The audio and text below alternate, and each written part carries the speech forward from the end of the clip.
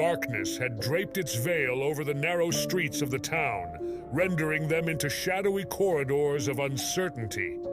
The feeble moon struggled to penetrate the thick mist that clung to the air, casting a pallid glow over the deserted lanes.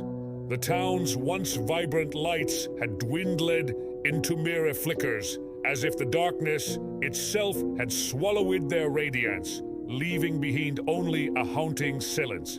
Yet, within this silence, whispered secrets lingered, hidden within the depths of the town's darkest recesses.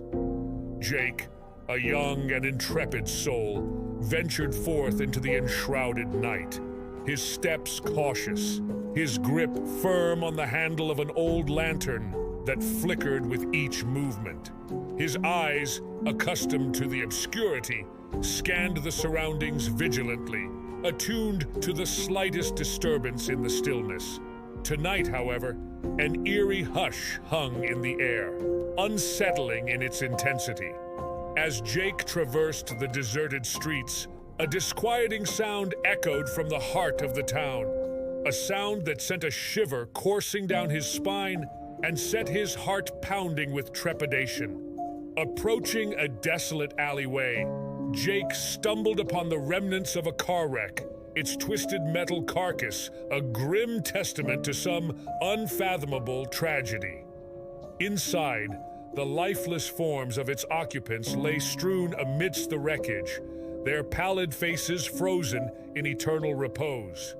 With trembling hands, Jake reached for his pocket, fumbling for his phone, only to find its screen shrouded in darkness, devoid of life or illumination. Suddenly, a movement caught his eye, and he turned to behold a figure emerging from the shadows, a figure whose gait was slow and purposeful, yet unnaturally devoid of life.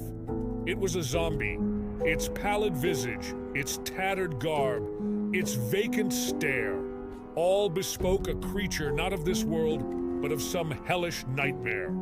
Fear coiled like a serpent within Jake's chest, threatening to overwhelm him, yet he stood his ground, his grip tightening on the lantern, his resolve steeling against the encroaching darkness.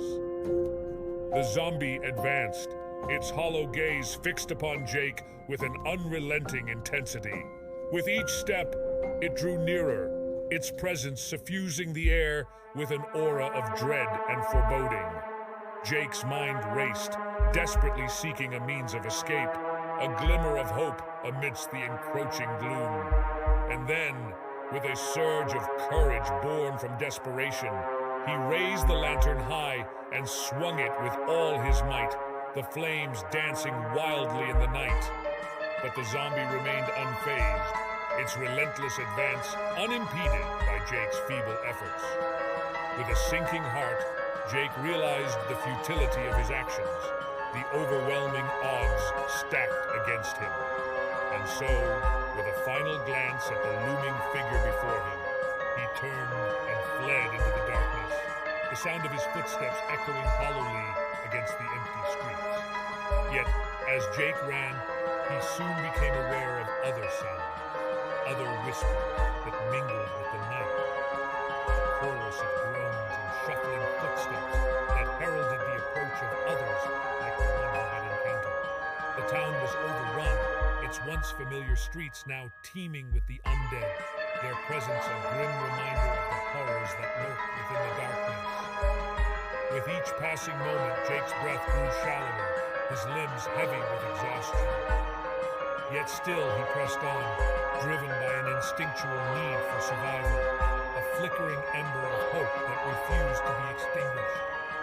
And then, just when all seemed lost, he stumbled upon an old cabin nestled amidst the trees at the edge of town, its weathered facade a beacon of refuge amidst the encroaching night. With trembling hands, Jake pushed open the creaking door and stepped inside, the musty scent of decay mingling with the stale air. What he found within sent a chill coursing through his veins, for the cabin was not empty, but filled with the silent forms of those who had sought shelter within its walls, their vacant eyes staring into the abyss of eternity. Alone and besieged on all sides, Jake retreated into a corner of the cabin, his back pressed against the cold, unforgiving wood. Outside, the relentless moans of the undead grew louder, their clamor a haunting requiem for the world that had been lost. And as the darkness closed in around him, Jake closed his eyes and prayed for dawn to come, knowing that the night held only despair and death. For in the darkness of the town, there was no escape, no sanctuary to be found, only the endless abyss of the unknown, where nightmares lurked and the deed walked once more.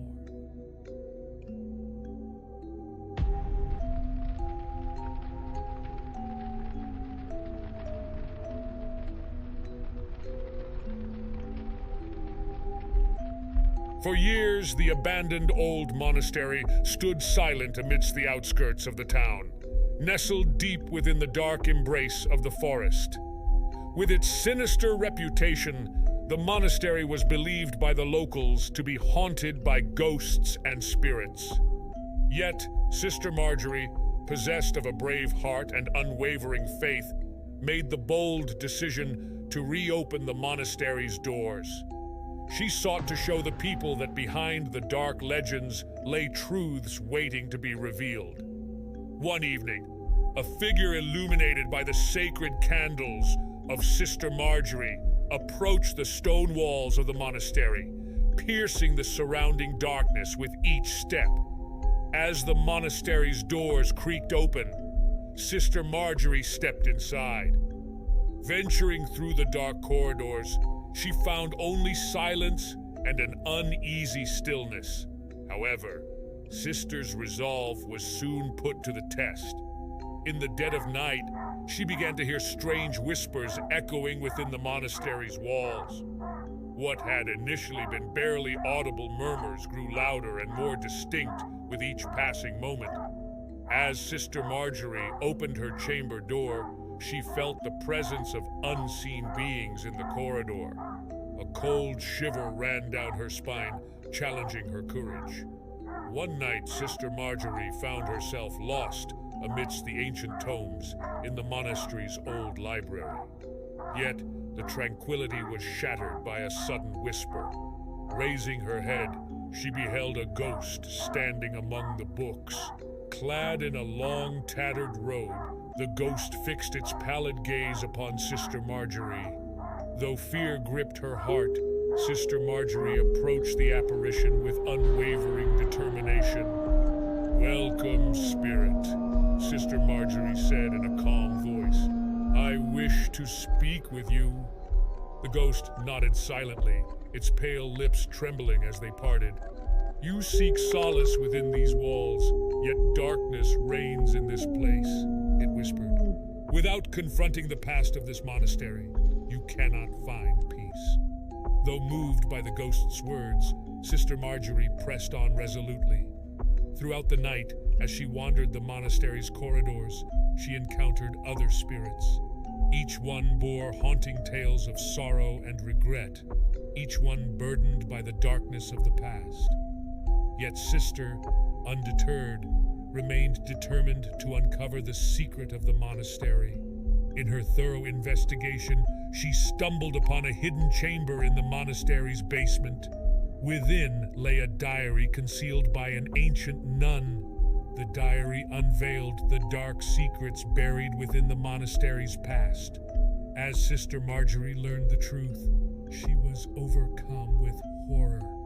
The monastery had been cursed years ago by an evil spirit that had possessed a nun, casting a shadow over the place. These spirits still roamed within the monastery's walls, threatening anyone who sought solace within.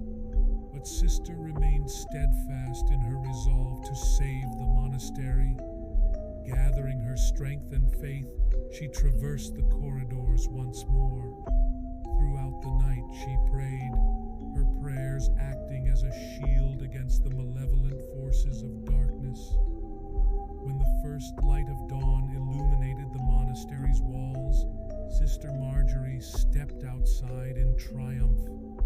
The curse of the monastery had been lifted,